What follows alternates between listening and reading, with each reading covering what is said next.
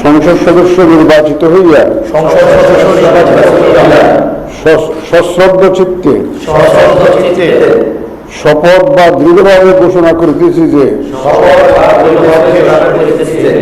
আমি যে কর্তব্যভার গ্রহণ করিতে যাইতেছি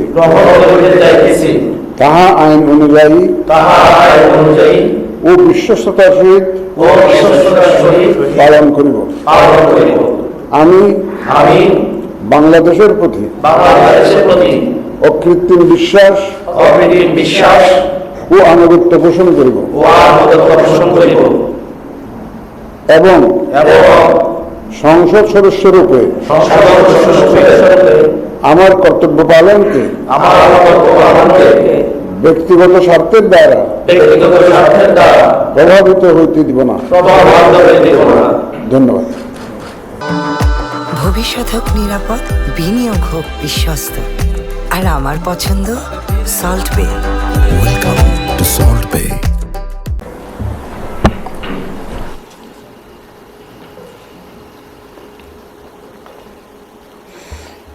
ধন্যবাদ মাননীয় প্রধান নির্বাচন কমিশনার জনাব ANM নাসির উদ্দিন।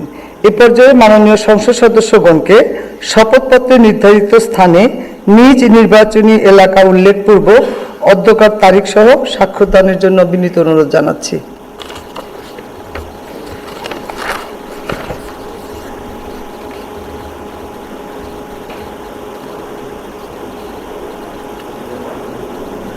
আশা করছি আমাদের মাননীয় সদস্যবৃন্দের স্বাক্ষর প্রদান শেষ হয়েছে। মাননীয় সদস্যবৃন্দ, এখন জুলাই জাতীয় সনদ সংবিধান সংস্কার বাস্তবায়ন আদেশ 2025 অনুযায়ী সংবিধান সংস্কার পরিষদের সদস্য হিসাবে শপথ গ্রহণ ও সাক্ষ্য প্রদান অনুষ্ঠিত হবে। এই লক্ষ্যে আপনাদের ফোল্ডারে নীল রঙের একটি শপথপত্র সরবরাহ করা হয়েছে। আমি এখন জুলাই জাতীয় সনদ সংবিধান সংস্কার বাস্তবায়ন আদেশ 2025 অনুচ্ছেদ 8 এবং তফসিল 1 অনুযায়ী শপথ পাঠ পরিচালনাকারী মাননীয় প্রধান নির্বাচন কমিশনার জনাব ANM নাসির উদ্দিনকে সংবিধান সংস্কার পরিষদ সদস্যগণকে শপথ পাঠ পরিচালনার জন্য বিনীত অনুরোধ করছি।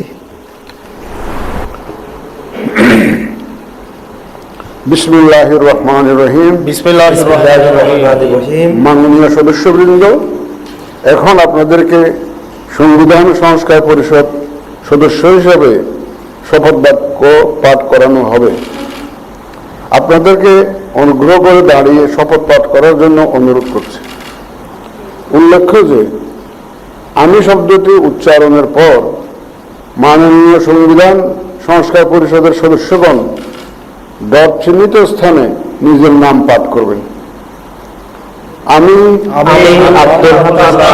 আমিন সংবিধান সংস্কার পরিষদ সদস্য হিসাবে সশ্রদ্ধ চিত্তে শপথ করিতেছি যে আমি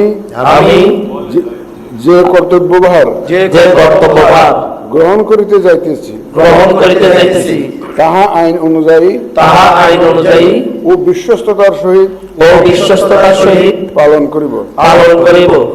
আমি বাংলাদেশের প্রতি অকৃত্রিম বিশ্বাস ও আনুগত্য পোষণ করিব এবং পরিষদ সদস্য রূপে আমার কর্তব্য পালনকে ব্যক্তিগত স্বার্থের দ্বারা প্রভাবিত হইতে দিব না। ধন্যবাদ। ধন্যবাদ মাননীয় প্রধান নির্বাচন কমিশনার জনাব ANM নাসির উদ্দিন। আমি এখন মাননীয় সংবিধান সংস্কার পরিষদের সদস্যগণকে শপথপত্রে নির্ধারিত স্থানে নিজ নির্বাচনী এলাকা উল্লেখ